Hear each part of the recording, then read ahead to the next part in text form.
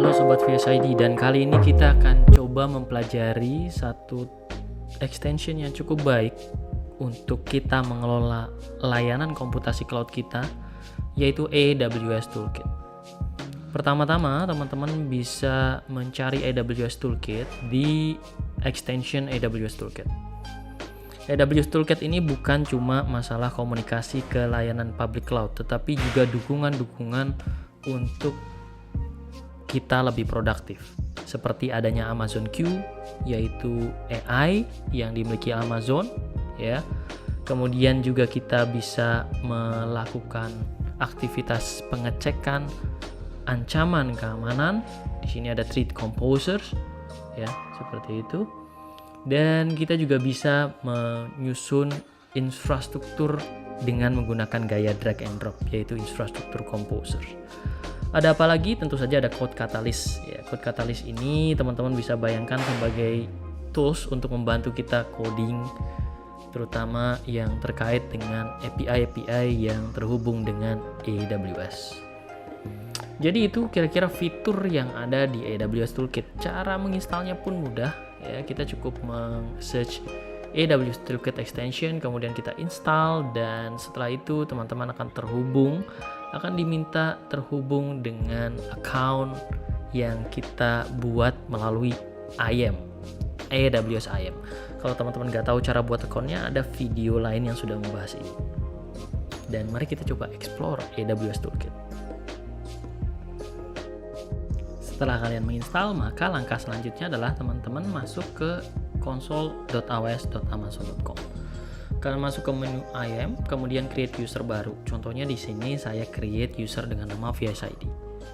Kalian nggak perlu memberikan akses manajemen konsol karena tujuannya adalah untuk mengakses melalui Visual Studio ataupun Visual Studio Code.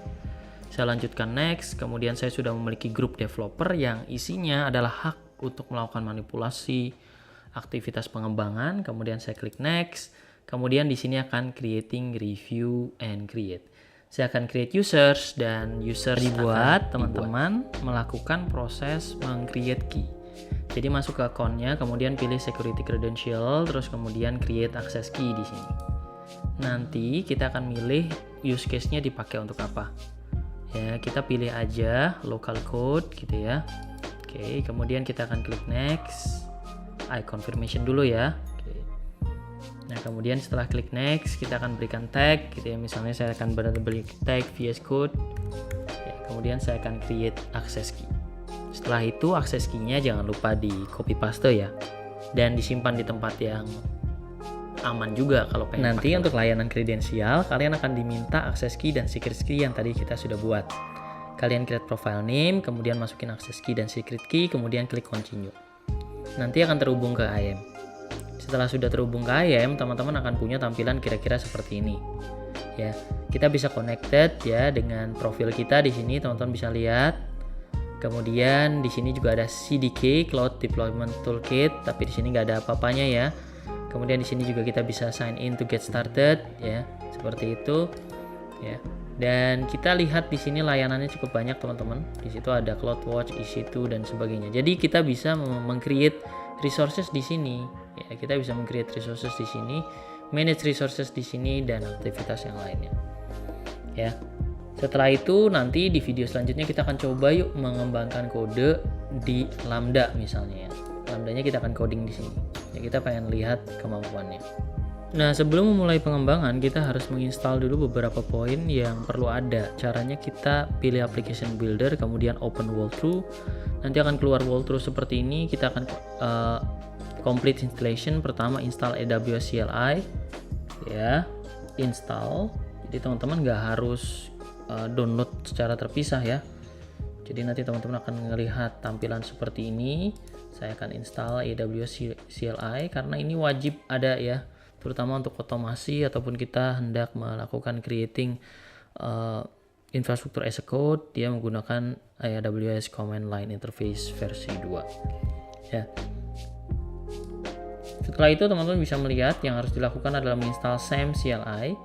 SAM CLI ini wajib juga diinstal untuk membuild aplikasi agar dapat didebug secara lokal. Misalnya saya buat AWS Lambda function, atau web service-nya Lambda, kemudian saya create pakai C#, kemudian saya perlu debugging atau running, saya pakai install SAM CLI.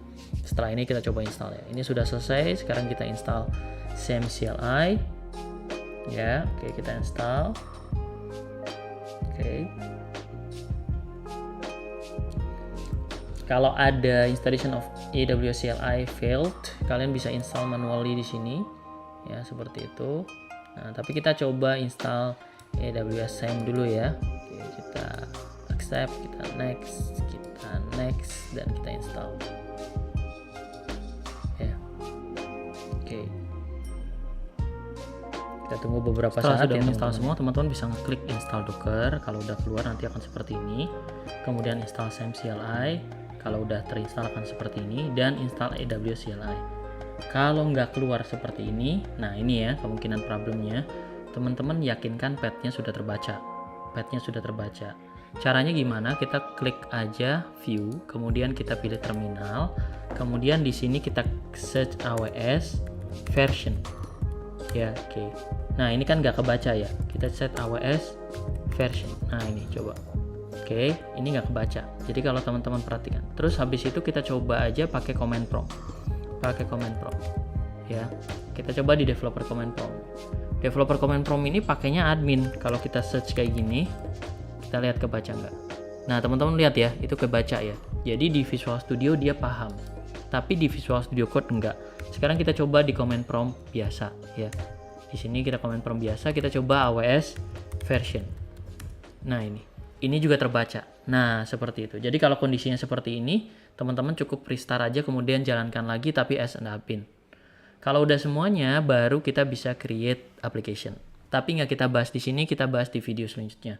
Terima kasih, sampai jumpa di video selanjutnya.